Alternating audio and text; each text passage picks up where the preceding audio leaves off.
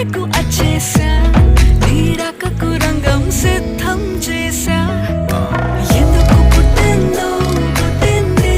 ఏమో నువ్వంటే ముచ్చట పుట్టింది పుడతాని నీ పిచ్చి పట్టి